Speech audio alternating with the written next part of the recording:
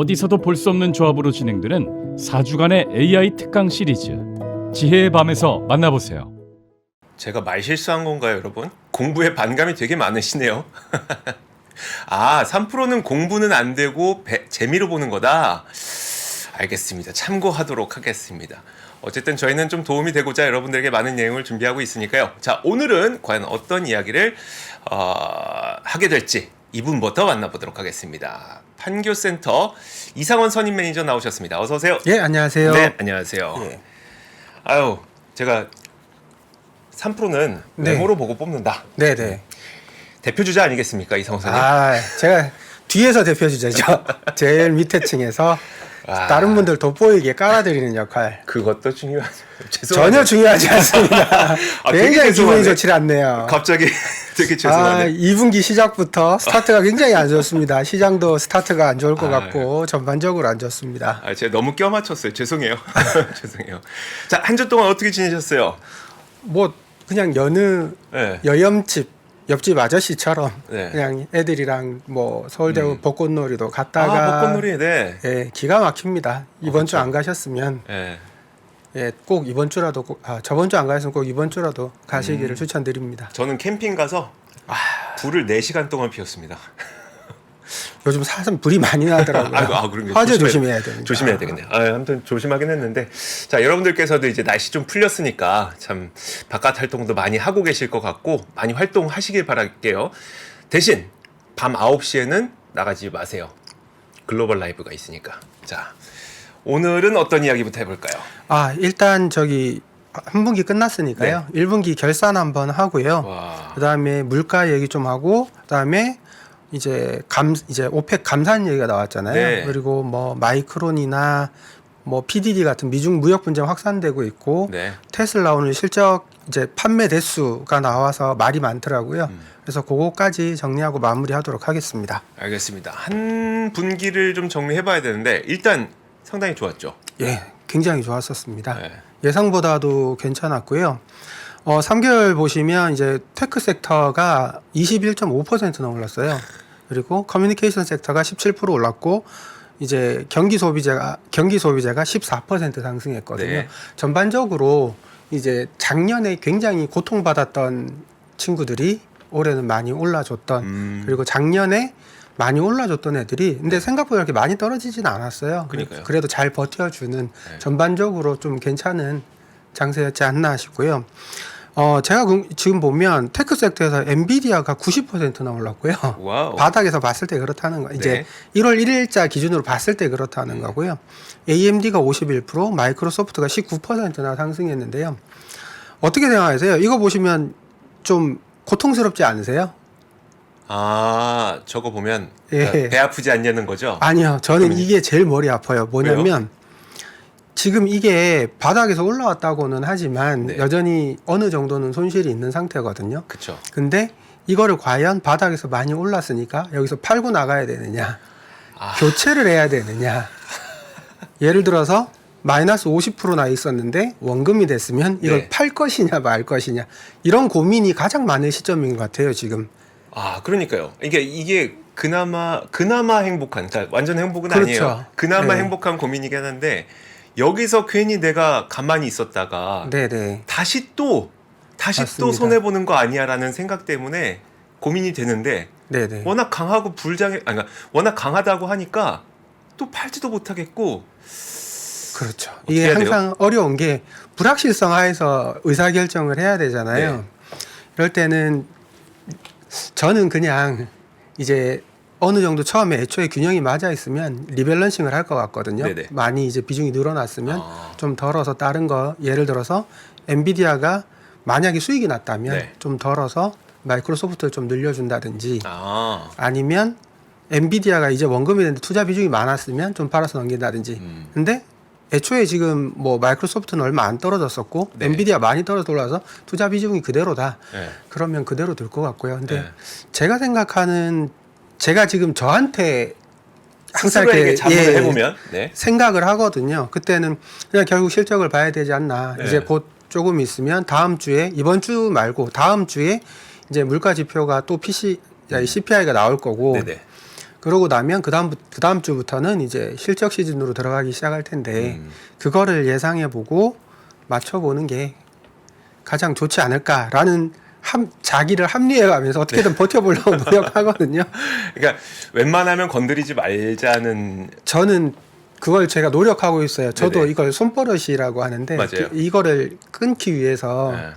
노력을 많이 하거든요. 네. 그래서 이제 여러분들도 혹시 그런 고민이 있다면 좀 그러니까. 진정하는 저도 손버릇이 나빠서 예. 그런 의미에서 손버릇이 나빠서 그래서 제가 이런 고민을 다른 분들, 그러니까 좀 투자 오래 하신 분한테 네. 토로했더니 뭐라고 좀 해주셨냐면, 진짜 팔고 싶어 못 견디겠으면 두어 주만 팔아라. 약간 해소된다. 마음이 해소된다. 만약에 진짜 뭔가 이게 비싼 것 같은데 막 올라가니까 포모 때문에 내가 지금 막 사고 싶다. 손버릇이 계속 이제 문제가 된다. 그러면 두어 주만 사라. 그럼 다소 해소가 된다. 이런 말씀을 좀 해주시긴 하셨거든요. 어쨌든 이제 결국은 좀 건드리지 말아보자는 게 약간 좀. 실적은 좀 봐야 되지 네네, 않냐라는 그쵸. 거죠. 실적 시즌이 곧 돌아오니까. 왜냐하면 이게 가능한 이유가 뭐냐면 제 생각에는 물가가 나오잖아요. 네. 물가 지표가 나오면 지금 핫한 애들이 또 핫할 거거든요. 그렇죠. 예. 한번 볼까요? 네, 그러시죠. 지난주 시장이 좋았던 게 이제 PCE 지표가 이제 결국 나왔습니다. PCE가 MOM으로 0.3%, YOY로 5% 나왔거든요. 잘 나왔죠. 예상보다도 더 낮게 나왔고요. 코어 PCE도 0.3% 증가, 4.6% 증가로 잘 나왔습니다. 근데 보시면 예상보다도 잘 나왔는데요. 네. 이게 경기 둔화를, 그러니까 그 실업률을 크게 건드리지 않으면서, 그리고 이제 임대료를 그렇게 크게 건드리지 않으면서 떨어진 거거든요. 지금 PCE 같은 경우에 보면 YOY 기준으로 1월에 5%였고요. 네. 2월에 5.4로 반등을 해버렸죠. 이때 사람들이 공포에 좀 질렸었죠. 맞아요. 네네. 그러면서 2월이 좋지 못했었고 3월에 5%가 나왔어요, 이번에. 네. 그러면 3월에 5%라면 여기서 5% 밑으로 내려가면 4월 발표되는 게, 즉 3월 CPI가 PCE가 혹은 CPI가 5% 이하면 어떻게 될 거냐라는 거죠. 네. 그리고 여기다가 임대료까지 하락해주면 어떨까라는 생각을 해보는 거죠. 그러면 그러니까 네. CPI가 5% 이하요? 아니면 PCE가 5% 이하요? 지금 기준은 PC입니다. PC가 지금, 5% 이하면 네네. 그러니까 뒤에 써놨어요. 지금 클리블랜드 연준 예상에서요. CPI가 지금 5.22 예상하고 있거든요. 네. 3월에 6%였어요. 네. 그러면 이것도 상당히 많이 내려온 거죠. 코어 CPI도 5.66이에요. 근데 이거는 원래 5.66이었거든요. 지금 네. 뭐냐면 석유, 그러니까 유가하고 이제 음식료는 가격이 빨리 떨어지고 있는데 그 외의 게 잘 안 떨어진다라는 거죠. 서비스 관련돼 있는 것들이. 네. 그리고 PCE도 예상이 지금 4.29 나오고 있고요. 코어 PCE도 4.6이 나오고 있습니다. 그러니까 시장 분위기는 현재 전반적으로 물가가 잡혀가는 것으로 예상을 하고 있는 것 같아요. 네. 그러다 보니까 여전히 금리 인하 베팅이 유효해 보였습니다. 네. 아침까지만 해도. 그러니까 저도 네. 걱정되는 게 이거예요. 이제 우리가 3월 CPI를 조만간 확인하게 될 거잖아요. 네네. 그럼 3월 물가에는 우리가 아침에 들었던 유가 상승과 관련된 오펙 감산 뉴스가 네네. 반영되지 않았을 때예요. 않았을 때입니다. 그러면 일단 3월 지표는 CPI가 좀 낮게 나올 가능성도 있다는 거지만, 네네. 야 4월부터 유가 올랐는데 이건 어떻게 되는 거야? 대한 불확실성이 CPI와 함께 더 커질 것 같은 걱정이 있는 거죠. 그렇죠. 그게 있는 거예요. 그러니까 지금 동시효과 시간외라고 할까요? 네네. 시간외에서 지금 선물이 그렇다지 좋지 못한 거고. 그러니까요. 근데 요거를 잠깐 보면요. 지금 러시아 제외하고도 114만 배럴 감산 일간 발표했거든요. 이러면서 WTI가 80.1달러 약 6.5% 상승했고요. 환율이 튑니다. 1316원으로 1.1% 상승했거든요. 근데 요거를 잘 봐야 되는 게요. 미국이 꾸준히 증산을 요청했음에도 불구하고 사우디 등이 감산을 발표했거든요. 네. 지금 일 생산량이 하루에 9천만 배럴 정도 되거든요. 그러면 공급이 약 10% 정도 감소하는 겁니다. 그러니까 지금 유가가 이렇게 확 튀어버린 네네. 거죠. 그러면 말씀하신 대로 물가에 대한 불안이 다시 싹 트는 거죠. 90달러 이상 나오면 어떻게 되는 거지? 그러니까요. 이라는 불안감이 지금 계속 있는 거거든요. 근데 이게 더 무서운 게 이거는 미국이 그렇게 요청을 했음에도 불구하고 중국의 요구대로 뭔가 이제 중동 이 세력이 재편되는 거 아니냐라는 네네. 공포감을 주고 있는 거거든요. 그게 좀 더 컸던 것 같고요. 근데 이거 뭐 저기 아침에 뉴스 보면 미국이 뭐 이거에 대응할 수 있는 뭐 방식이 뭐 3가지 정도 있다. 네네. 하나는 아무것도 대응하지 않는 거고 네. 원래 빠질 거다. 수요 자체가 주니까. 두 번째는 이제 전략 비축률을 또 방출해야 된다. 또 방출한다고요? 지금 예, 예. 얼마 안 남았을 텐데. 근데 미국은 저는 개인적으로는 가능하다고 생각하는 게요.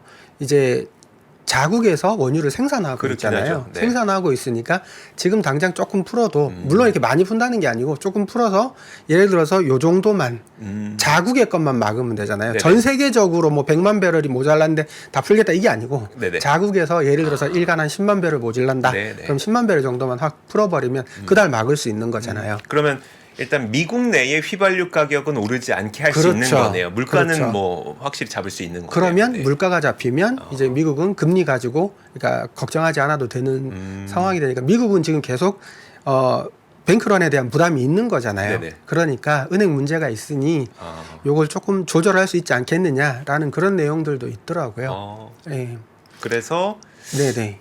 그러니까 그런 전망들도 있고 지금 아직은 혼란스러운 거죠. 모르겠지만 그렇게 할 수도 있다 이런 여러 가지 시나리오만 잡고 있는 상태인 거죠. 그렇죠. 근데 오늘 지금 어차피 ISM 이제 PMI가 나올 텐데요. 네네.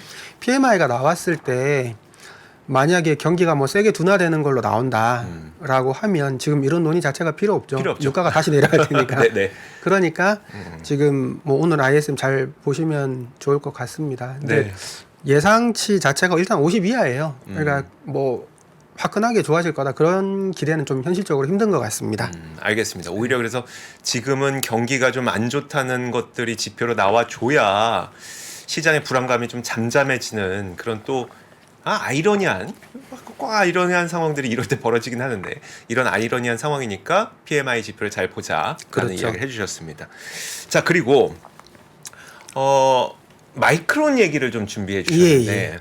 자 마이크론부터 갈까요? 아니면 저는 테슬라부터 가도 돼요? 테슬라? 예, 상관없습니다. 일단 테슬라의 그 인도 내수가 발표가 됐었거든요. 네네. 일단 시장 컨센보다는 괜찮다곤 하는데 네. 우리가 생각하는 거는 이제 뭐 일론 머스크도 연평균 우리는 50%씩 성장할 거야라고 얘기한 가운데 일단 지난 1분기 36%가 네. 증가했어요. 이건 잘한 거예요? 좀 부족한 거예요? 이거 가지고 오늘 하루 종일 싸움이 많았죠. 네, 지금도 치고받고 난리였었습니다. 지금도 댓글창에서 좀 싸우진 않으시구나.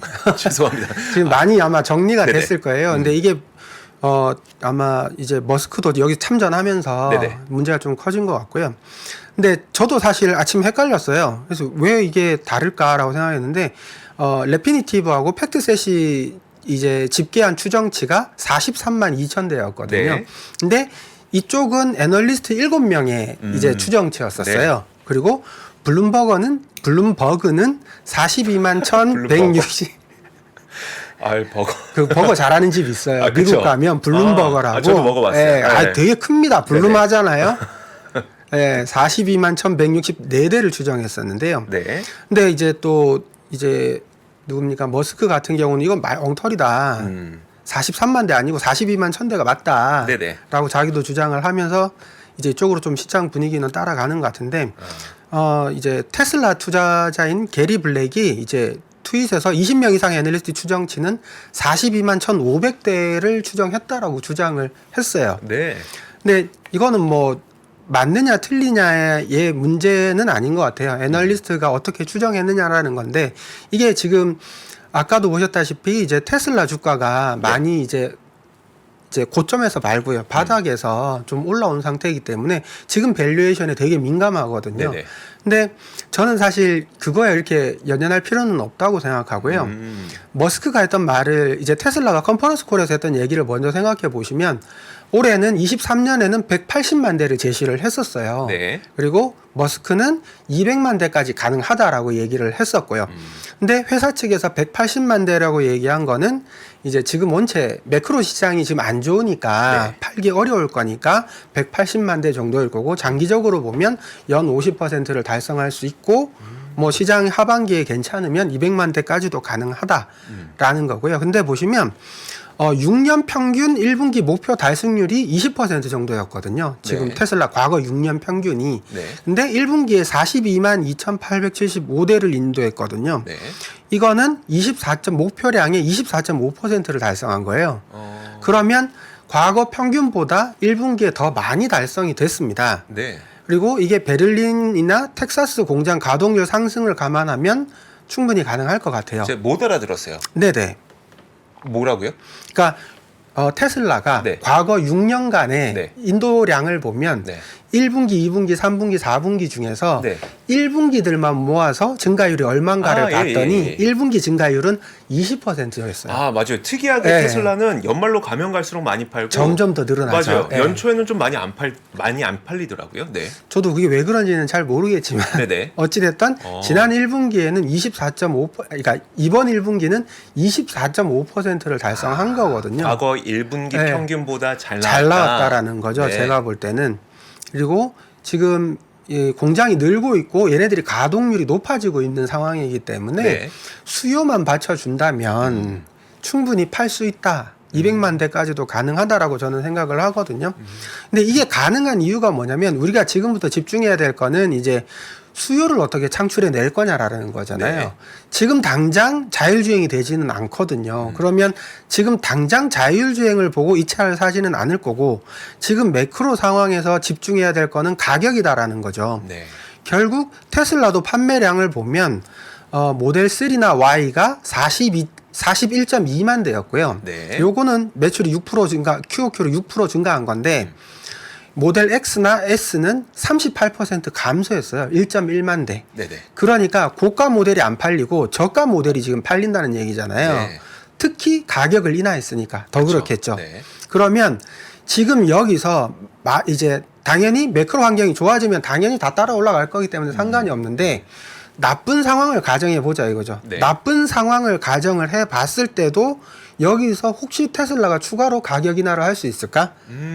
라는 그렇죠. 생각이 저는 들더라고요. 그러니까 가격 인하는 네. 할 수 있는데 인하해서 돈 벌 수 있을까가 문제인 거잖아요. 그렇죠. 네. 인하를 해서도 지금 이 마진율을 유지할 수 있냐라는 거죠. 그게 핵심이죠. 그게 핵심이죠. 네. 왜냐하면 그래서 보면 이거 제가 이전에 한 2달 전에 얘기한 적이 있는데 네. 이게 로이터에서요. 22년 3분기 기준으로 판매 대수별 이익을 이제 로이터에서 내놓은 게 있어요. 네. 넷 프로핏 퍼 비클이 나와 있었거든요. 테슬라는 한 대를 팔면 9,574불이 남았어요. 순이익이. 그렇죠. 네. 근데 지금 가장 경쟁을 많이 하는 BYD가 1,550달러 남기거든요. 근데 지금 BYD는 중국에서 점유율이 제가 지금 정확하지는 않습니다만 40%대예요. 네네. 테슬라는 8%대거든요. 근데 테슬라가 글로벌 시장보다는 이 중국에서 싸게 팔기는 해요. 되게 싸게 팔기는 하는데 여기서 만약에 가격을 더 낮췄을 때 네. 팔릴까라는 생각을 해본 거죠. 음. 지금까지는 가격 인하하면 인하하는 대로 수요가 확 팔렸어요. 늘어왔다라는 걸 알고 있습니다. 네네. 우리가. 근데 여기서 더 낮추면 이걸 버틸 수 있을까라는 네. 생각이 든 거죠. 그래서 3월 1일 날 인베스터 데이 했을 때 그때 복귀를 한번 해보면요. 생산 비용을 대폭 절감하는데 하드웨어와 소프트웨어로 높은 마진은 유지할 수 있고 네. 사이버 트럭 연내 출시가 목표다라는 게 헤드라인이었어요. 네. 그리고 테슬라는 과거에 생산 방식이나 부품 조립 자동화나 공정 단순화로 비용을 50% 절감한 이력이 있습니다. 이번에도 같은 내용을 얘기해요. 부품의 혁신과 반도체 사용량 축소를 통해 달성할 거다. 물론 위에 얘기도 했지만 제가 볼 때 밑에가 가능성이 더 높아 보여요. 네네. 최근 나오는 것들이 모터에서 반도체 75%를 줄일 거다. 아. 라는 얘기가 있었고 아예 히토류 안 쓴다 우리. 네네. 이 얘기가 나왔었죠.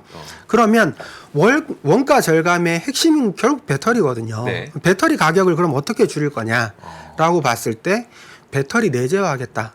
수직 계열화하겠다. 네. 라는 얘기를 많이 했었거든요. 이거를 근데 이건 당장 할 수는 없고 23년 말이나 가능할 네네. 거다라고 얘기를 하기는 했었지만 어찌됐든 지금 이 마진을 배터리 외의 부분에서도 많이 메울 수 있을 것 같다라는 생각이 드는 거죠.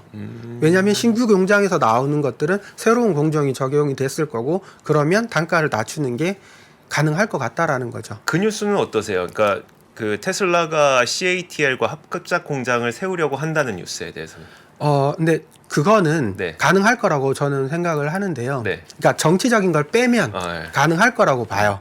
왜냐하면 저가 배터리가 필요하거든요.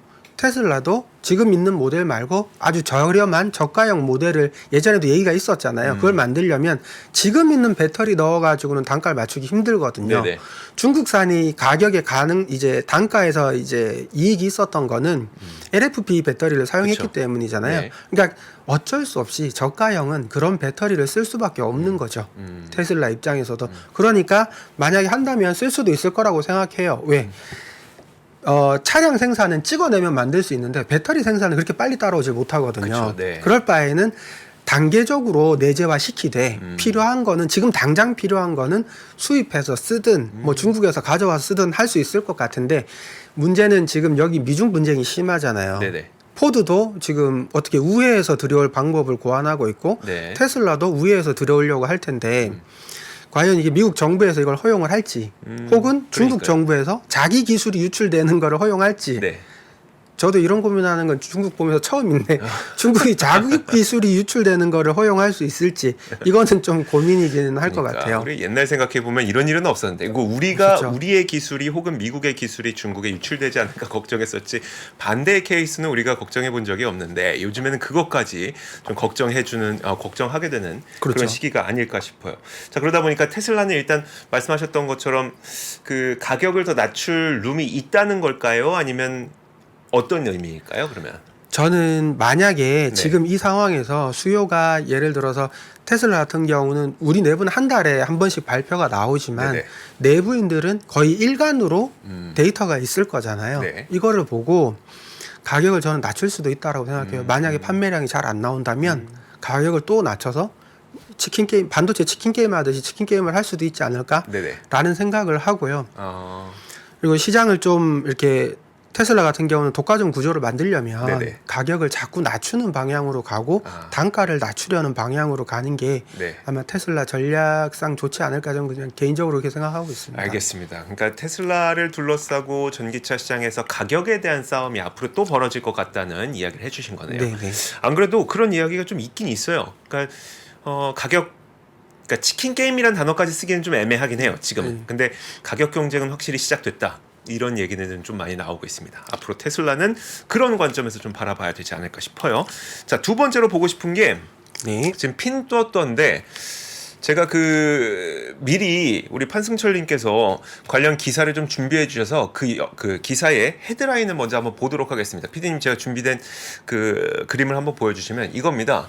CNN이 한 번도 이런 걸 본 적이 없다라고 하면서 굉장히 그러니까 중국에서 가장 유명한 애플리케이션 중에 하나가 스파이 기능이 탑재되어 있는 것으로 보인다라는 전문가의 판단이 있었다는 얘기를 CNN에서 했습니다. 예, 맞습니다. 그러니까 앱을 사용하면 그걸로 뭐 내 정보를 뭐 가로채거나 아니면 이런 스파이 기능이 있었다는 거예요? 지금? 그렇습니다. 지금 이걸 깔게 되면 이게 메레어가 자동으로 이제 설치가 된다고 해요. 네. 근데 이게 내용이 사용자의 휴대폰 보안을 우회해서 다른 앱의 활동을 모니터링도 하고 알림이나 이런 것도 확인하고 네. 개인 메시지를 읽고 설정을 변경하는 것까지 가능하다라고 합니다. 저희 소식에 따르면.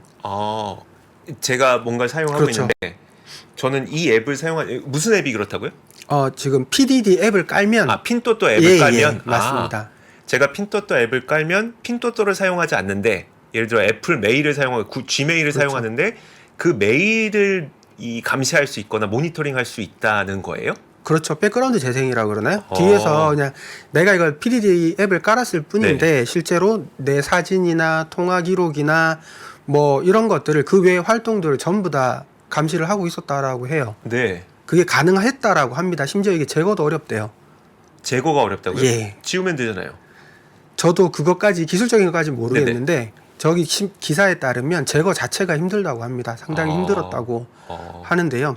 근데 이게 아시아나 유럽 및 이제 미국의 사이버 보안팀이 이제 이 핀뚜어뚜어 전 현직 직원 여러 명하고 대화를 했는데 그렇게 얘기를 했대요. 판매 촉진 위해서 사용자와 경쟁사를 염탐하는 데 활용을 했다라고 합니다. 그래서 근데 기사에 이렇게 나와 있어요. 이건 매우 이례적이며 PDD에게 꽤 치명적입니다. 네. 라는 얘기를 하더라고요. 근데 이게 이제 지금 최근에 이제 PDD에서 내놓은 자매 회사가 지금 테무라고 네. 전자상거래 싸게 파는 거 지금 미국 다운로드 차트 1위라고 하잖아요. 네. 근데 이거랑 관계가 있는지 모르겠지만 이것까지 지금 같이 얘기가 나오고 있는 것 같고요. 그리고 이게 지금 시기가 좀 절묘하다라는 생각이 들어요. 예, 미국 전역에서 지금 중국산 앱을 퇴출을 시키느냐 마느냐 하는 막 청문회도 하고 논란도 있는 와중에서 지금 이게 터진 거거든요. 네. 이런 게 되면 지금 우리가 이제 뭐 정치적으로 뭐 이런 것도 중요하지만 네. 이제 제 입장에서 보면 이게 만약에 사실이기 이런 걸 떠나서 이게 만약에 막힌다면 네. 지금 미국 이제 광고를 중심으로 한 빅테크들 네. 얘네들과 경쟁하는 쪽은 굉장히 반사이익이 클 수 있겠죠. 아. 대표적으로 이제 페이스북, 그렇죠. 메타라든지. 메타라든지 구글 이제 유튜브라든지 네. 이런 쪽이 굉장히 좋을 수 있겠죠. 예. 아니, 안 그래도 우리가 그 메타가 한창 고꾸라질 때 두 가지 이유를 꼽았던 것으로 기억을 해요. 맞습니다. 첫 번째는 왜 메타를 하냐. 그렇죠. 그러니까 지금 왜 메타를 하냐. 뭐 요즘에는 디즈니도 이제 메타 사업부 아예 접는다고 하고 페이스북도 메타 사업부 자체 그러니까 메타면서 메타 사업부를 굉장히 축소시켰는데 그게 첫 번째고 두 번째가 틱톡 때문이다. 맞습니다. 라고 했는데 틱톡, 핀도도 이런 것들의 이런 스파이 기능이 만약 정말 탑재됐다는 논의가 확산되면 정말 이 앱을 사용하지 못하게 할 가능성이 높아지고 그 때문에 페이스북이랑 그리고 뭐 메타랑 그리고 알파벳이나 이런 쪽들이 좀 수혜를 받을 수 있게 된다. 굉장히 큰 수혜죠. 10대, 20대가 지금 주 사용층이기 그러니까요. 때문에 네. 미래가 이쪽으로 기울다가 다시 원래대로 돌아오는 네. 그런 상황이 되는 거죠. 근데 이게 단순히 미국 문제만 아니고 이게 사실이면 글로벌리 막힐 수도 있거든요. 그렇죠. 그러면 네. 또 여긴 또 훨씬 또 새로운 모멘텀이 될 수 있는 거죠. 예. 제 입장에서 보면 그게 더 중요해요. 뭐 정치적으로 그런 것보다도. 그러네요. 그리고 이게 이 내용이 마이크론도 오늘 비슷한 내용이었죠. 마이크론도 보면 지금 중국 사이버 관리국에서 마이크론 칩 조사를 하겠다라는 내용이 나왔고요. 명분이 뭐였냐면 핵심 정보 인프라 공급망을 보호하고 문제가 있는 제품으로 인한 사이버 공간 보안 위험을 방지하겠다라는 거거든요. 네네. 뒤에 거는 빼고요. 제가 볼 때는 앞에 거예요. 핵심 정보 인프라 공급망을 보호하겠다라는 거거든요. 네네. 디램 안 주면 골치 아프니까 그쵸. 애초에 안 줄 것 같으면 빠져라 이거잖아요. 근데 이게 미중 갈등이 심화되면서 확산이 되면 이게 반도체에는 쉽지 않은 문제인 것 같아요. 지금 블룸버그 기준으로 보면 중국 매출 비중이 되게 높습니다. 퀄컴은 64%나 되고요. 네. 브로드컴은 35%, 인텔이 27%, AMD가 22%, 엔비디아 21%, 마이크론이 제일 적었어요. 11%거든요. 근데 그러면 왜 이 시점에서 마이크론을 때리냐 생각을 해보면 그냥 우리끼리 하는 얘기로는 우리끼리만 얘기하자면 어차피 그래봐야 전국에 계신 구독자분들 다 같이 얘기하는 거지만 우리끼리 얘기해보면 일단 마이크론의 비중이 가장 적으니까 좀 본보기 보인다 이런 걸까요? 예, 그럴 가능성이 제일 큽니다. 제일 약한 애니까 제일 약한. 약한 애를 먼저 때린 거죠. 근데 마이크론이 약간 미운 털도 박혀 있었던 것 같아요. 미국 네. 규제를 자기가 이 선두적으로 이끌었다라는 거죠. 로비 활동도 해 가면서 그러면서 이제 22년 말에 상해 디램 설계 센터를 폐쇄하면서 중국 엔지니어 150명을 미국이나 인도로 가지 않을래라고 꼬셨다는 거죠. 네. 이것도 기분이 나쁘죠. 고급 인력 150명을 빼돌리려고 했다라는 것도 기분이 나빴고. 그럼요. 네. 그리고 엔비디아가요. 다른 회사랑 다르게요.